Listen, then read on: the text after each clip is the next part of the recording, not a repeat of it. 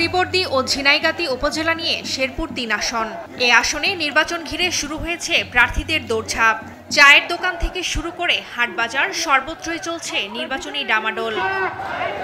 এ আসনে সক্রিয় জেলা বিএনপির সাবেক সভাপতি মাহমুদুল হক রুবেল, বিএনপি চেয়ারপারসনের উপদেষ্টা কাউন্সিলের সদস্য আবুল খায়ের এফসিএ ও সাবেক মেজর মোহাম্মদ মাহমুদুল হাসান। তবে তাদের সম্মতিতেই ৩ বারের সাবেক সদস্য মাহমুদুল হক রুবেল পান সবুজ সংকেত। বিএনপি মনোনয়ন ঘোষণার পর থেকেই চাঙ্গা এ আসনের প্রচার।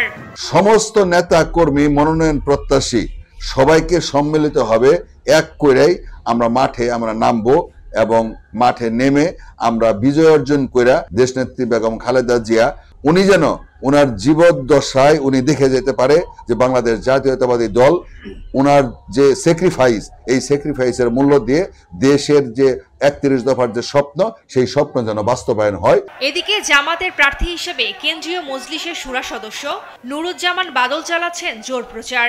কর্মী সমর্থকদের সঙ্গে নিয়ে ভোটারদের দাঁড়ে দাঁড়ে গিয়ে দিচ্ছেন নানা প্রতিশ্রুতি। যে বৈষম্যগুলো রয়েছে, এই অসঙ্গতিগুলো, এই বৈষম্যগুলো দূর করাই হবে আমার প্রথম টার্গেট। এই এলাকার শিক্ষার মান উন্নয়ন, সম্ভাব্য পর্যটন এরিয়া হিসেবে পরিচিত, এটাকে আরো কিভাবে উন্নয়ন করা যায় সেটা করব। আধুনিক কৃষি যন্ত্রপাতি দ্বারা আমাদের এইখানে উৎপাদন বৃদ্ধি করা যায়। অন্যদিকে মাঠে আছেন এনসিপির মনোনয়ন প্রত্যাশী ব্যাংক কর্মকর্তা মোহাম্মদ আলামিন তালুকদার, একই সঙ্গে সরব ইসলামী আন্দোলন ও হেফাজত ইসলামও। এলাকার সার্বিক উন্নয়নের জন্য জনসাধারণকে সাথে নিয়ে, ছাত্র জনতাকে সাথে নিয়ে যে পরিবর্তনের রেজিমের সূচনা হয়েছে, সেই আশার আলোকে আমরা বাস্তবায়ন করার জন্য চেষ্টা করব। ক্ষমতার মাধ্যমে যে কাজ করা যায় এটা দাওয়াতের মাধ্যমে করা যায় না।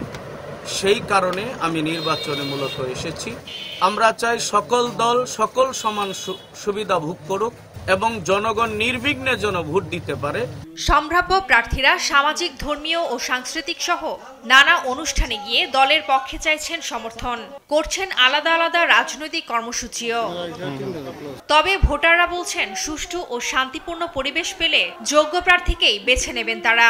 জীবন নিরাপত্তা যদি না পাই আমরা, তাহলে আমরা ভোট দিতে যাবো না। আর যদি দেখি যে নিরাপত্তা দিচ্ছে সরকার, তাহলে আমরা ভোট দিতে এগিয়ে যাবো। সরকার কাছে আবেদন করি যাতে ভোটটা ঠিক মতন এবার আমরা দিহাই। আমরা সুষ্ঠু নির্বাচন চাই। এর আগে অনেকবার ভোট দিতে যায়, কেন্দ্র ভোট দিতে পারি নাই। কেন্দ্রে যায় প্রথম আমার পছন্দের মানুষের ভোটটা যেন দিতে পারে। এ আসনে মোট ভোটার 4,02,029 জন। ফারজানা আফরোজ টুম্পা, নিউজ ডেস্ক, দেশ টিভি।